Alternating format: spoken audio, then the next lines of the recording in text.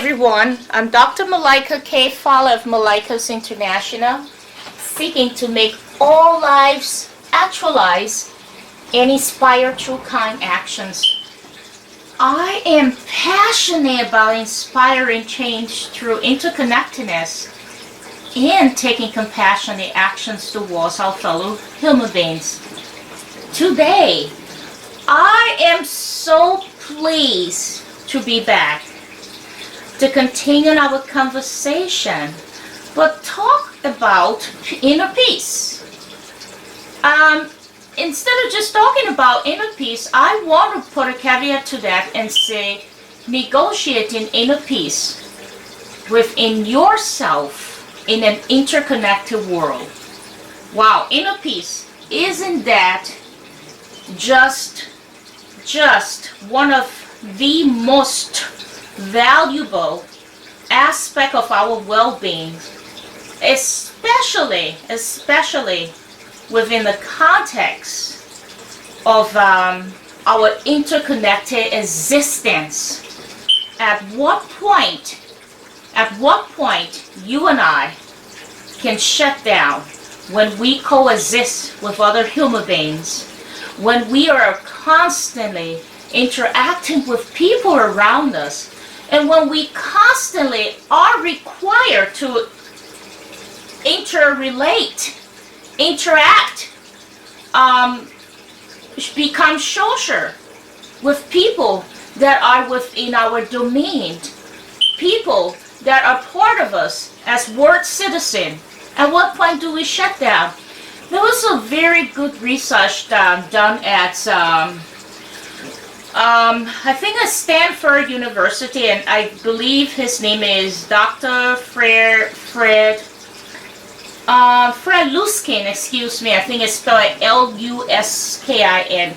And what he talks about in his research, and I'm just going to be a little brief about it, but he looked at human beings, he said from an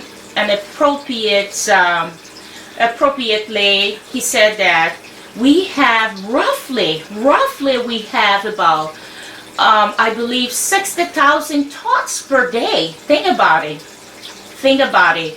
And he said, I suppose within that range of 60,000 thoughts that we have per day, there are things that we repeat over and over, and the repetition of what we repeat, he spoke about it within a 90% range. Wow. Think about what I just told you. Lots of noise, lots of things that we already know, we already have within our mental state. Perhaps we're not learning anything new. We are not training our minds. We are probably in a stale mode with ourselves. And if it's true with how we find ourselves interacting with ourselves on a daily basis and not willing to shut ourselves down. Now think about the research that was done where he spoke about that, roughly, the number says roughly about 60,000 thoughts a day. I cannot even imagine. I was surprised. I was trying to work on this whole inner peace thing, and I just wanted to go out of my own knowledge and see what other researcher has in mind about what they are saying, so that I can perhaps integrate it. But 60,000 thoughts a day, and then you think about 90% of the things that we continuously it's a repetitious things. We repeat things over and over. And so looking at that number, perhaps 9 or 10%,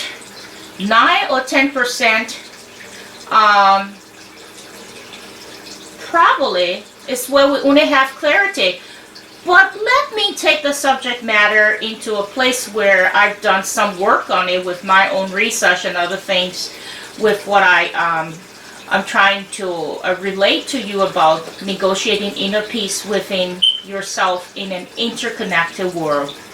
And I spoke about, just quite briefly in my introduction, how important and which is most valuable to our well-being, especially within the context of our interconnected existence.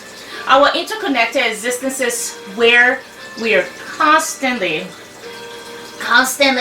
having different thoughts. The words busy. We get things from the news.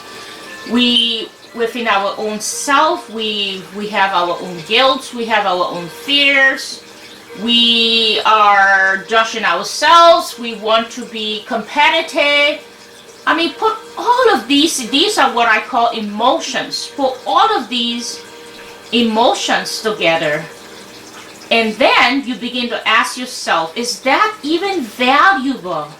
So I looked at it and say that perhaps of course, research provides and back up that the moment a person can just stop and make that choice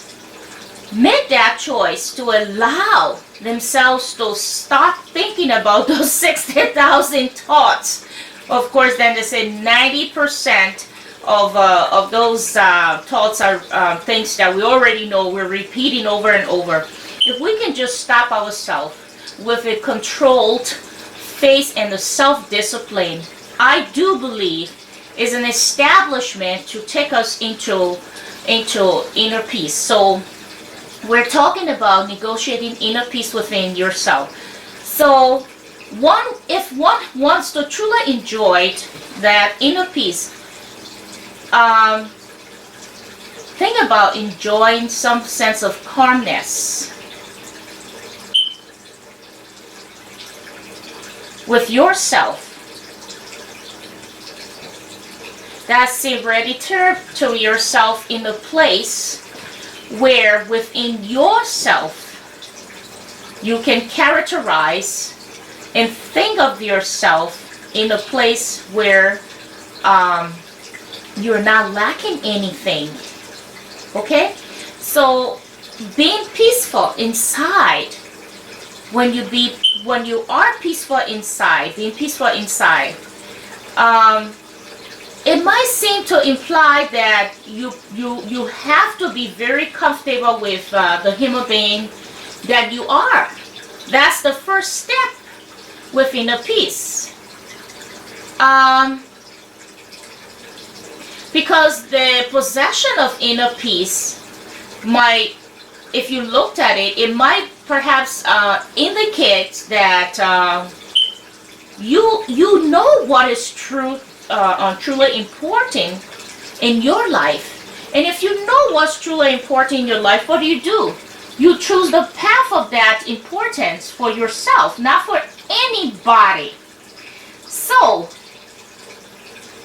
when we first of all tap into the face of inner peace, what happened is that the first thing that is truly important to the aspect of inner peace is our mental state. Our mental state, what's that? Inner joy and happiness. Our deep focus on what? On our deep focus on being who we are. And then you want to say, is that person a person who is grateful? Is there a sense of gratitude for yourself?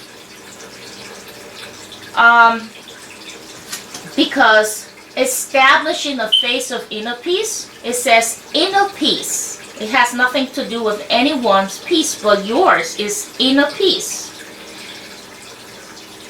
So, if you're lacking some sort of attributes that might likely, if you think about it, regulates your existence to continuously manage your inner chaos, because as a result of that lacking direction in your personal life, what is it?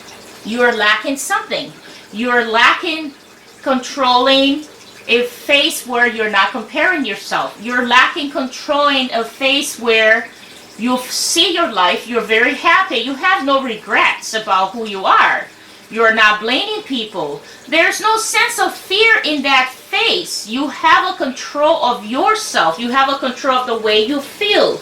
You have a control of being open. You don't pass judgment upon people. You don't make assumption. You control your own anger. There's a sense of choosing in that face. So when you get to that phase and wanting inner peace, you're shutting down the negative.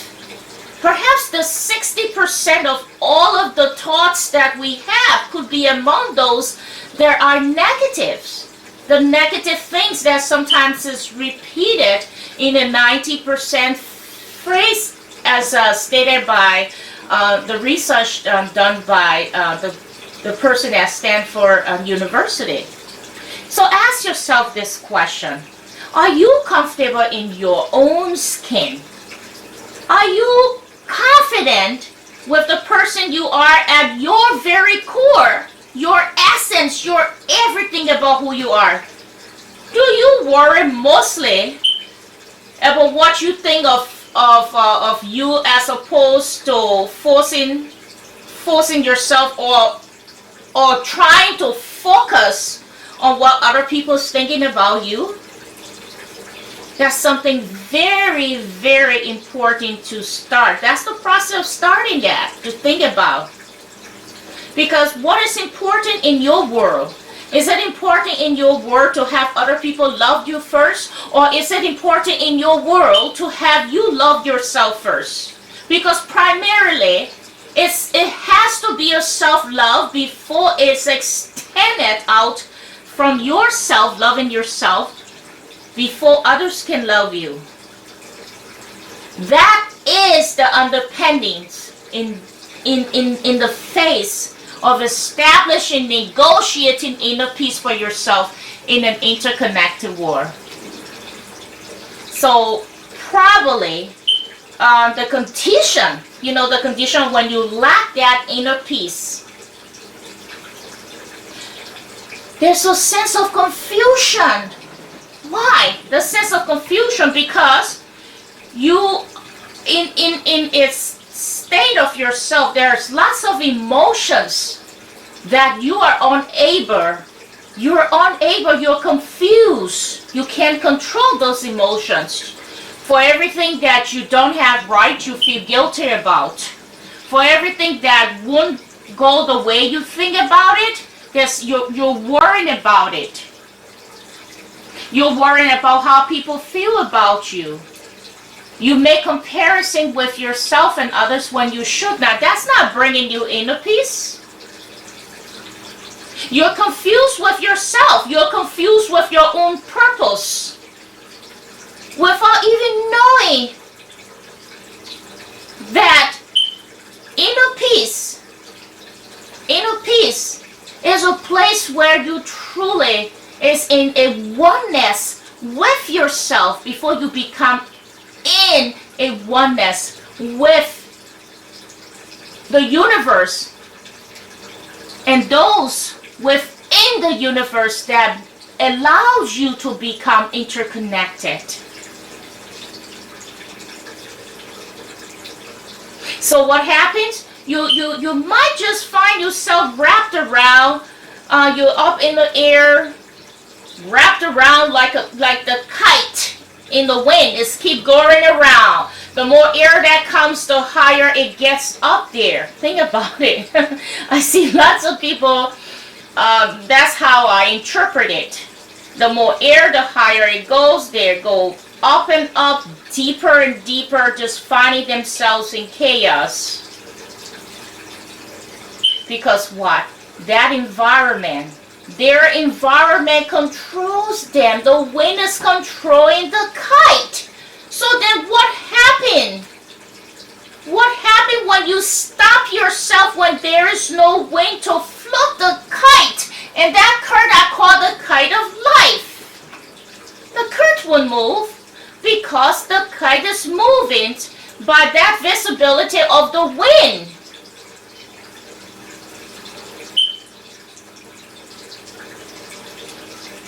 So do not be a kite. that is put out there, and you are controlled by the wind, that environment. Do not allow the wind to dictate your existence, as you will never experience inner peace. So in this respect, as I refer to the kite as an example, if we don't have a wind, the kite is not going to move, it's not going to elevate. So when you take yourself away from all of those environment and attention, all of the wind that is within your environment, there's no elevation of confusion, and you're not just running all over the place, because you shut yourself down and you allow yourself to go within yourself. You allow yourself to be encouraged to go into your own internal constitution, because that state of inner peace starts with that mental ability of where you can take yourself into your own internal constitution, where you are able to seek inside and ask yourself, what's most important to me, not what's most important to my environment. So no one's perfect, and I am by no means perfect. I am a flawed human being.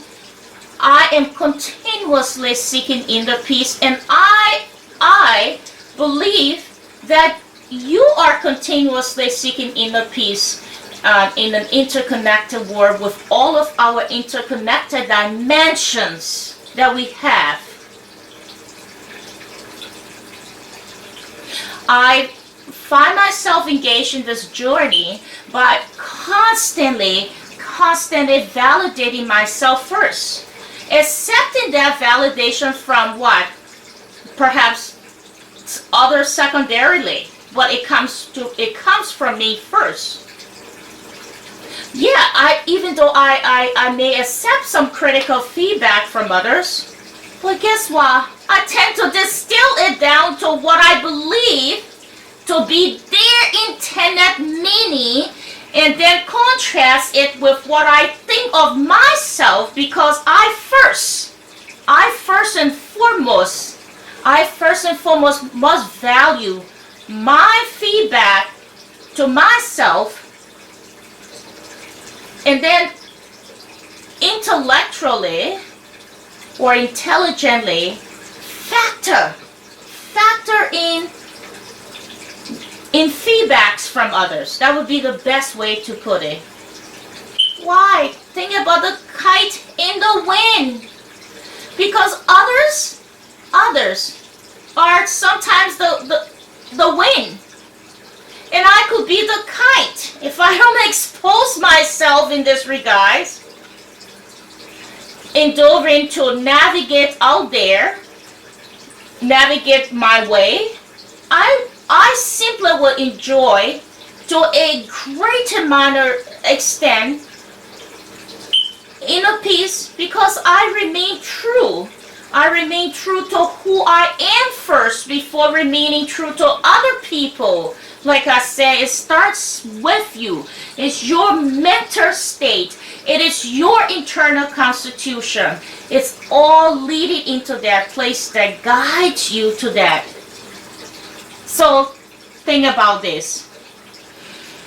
Do you wake up in the morning, and when you wake up in the morning, you feeling stressed, chaotic inside of you as a result of the way in which probably you view the day? Think about it.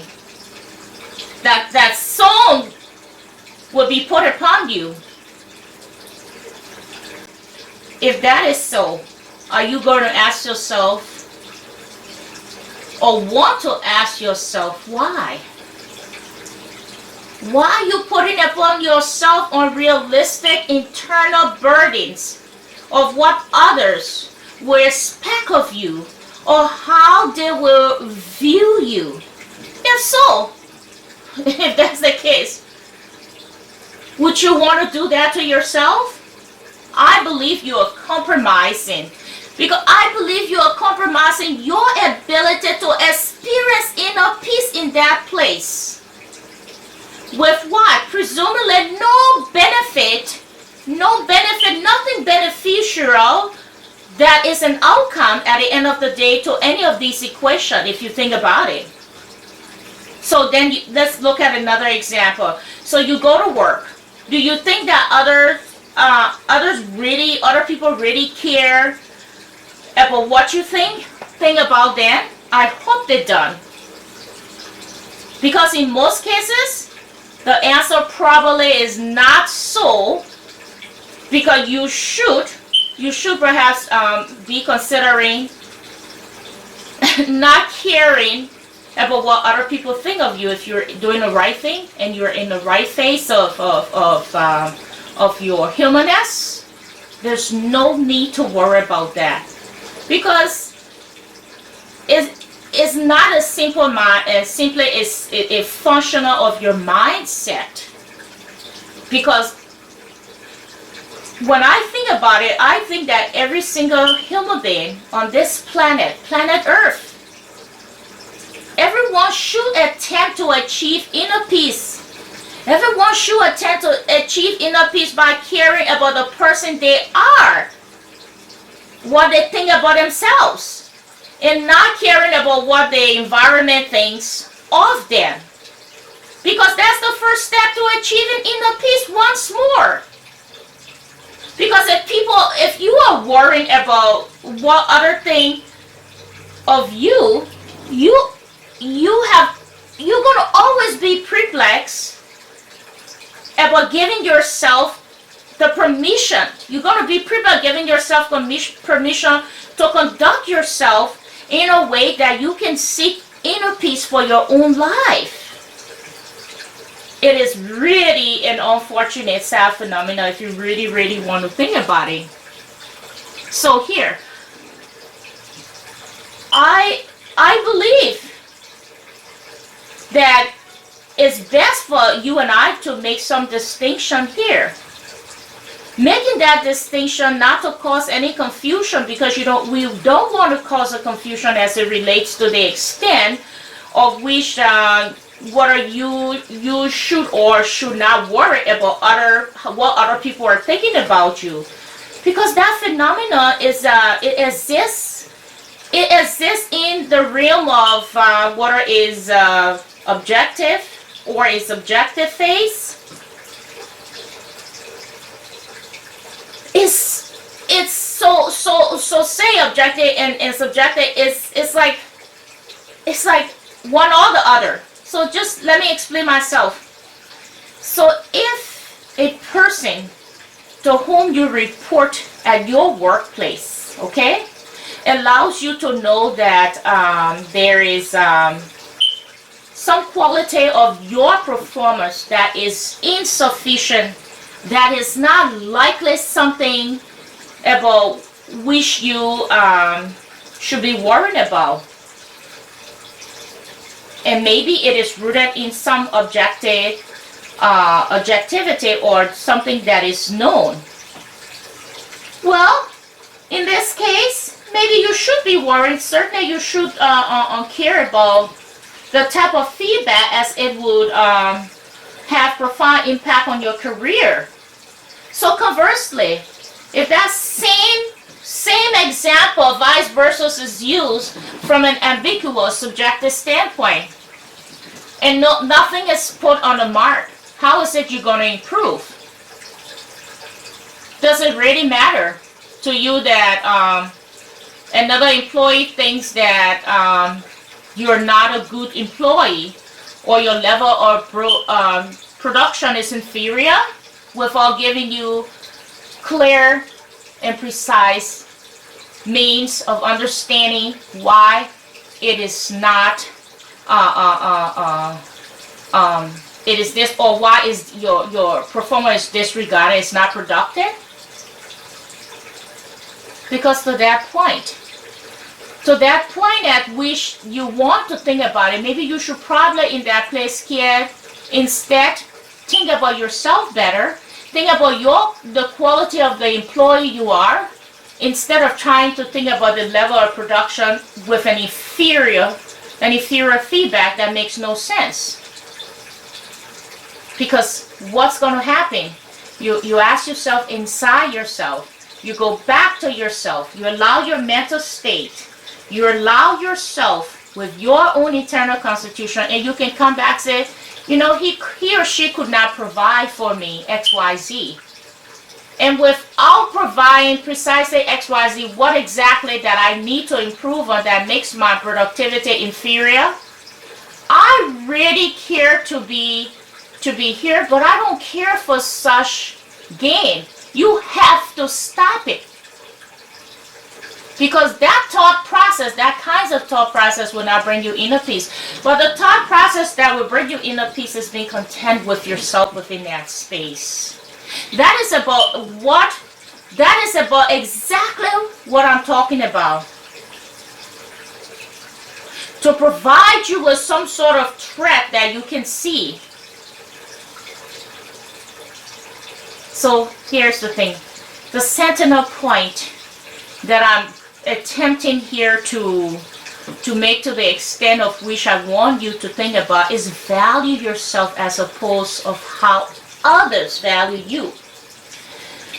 Provide yourself a key to inner peace. There is a key to inner peace because you are the greatest human being on this planet unless you say you are not.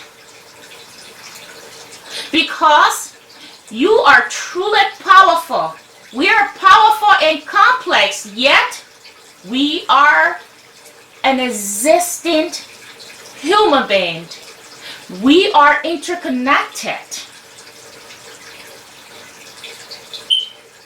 So you simply can tell yourself, convince yourself that you possess the core in your own soul to be peaceful, to be powerful, and to find yourself in a peaceful method.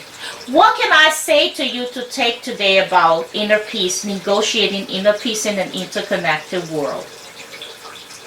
There are some things to take into consideration here. I pointed out that in internal constitution of ourselves, but before that internal constitution is all our state of mind. All of that drives our inner peace. Think about, do some reflection. Return yourself to nature. Have a oneness with yourself. Last not the least is about how you can shut everything down. And one would say go into meditation.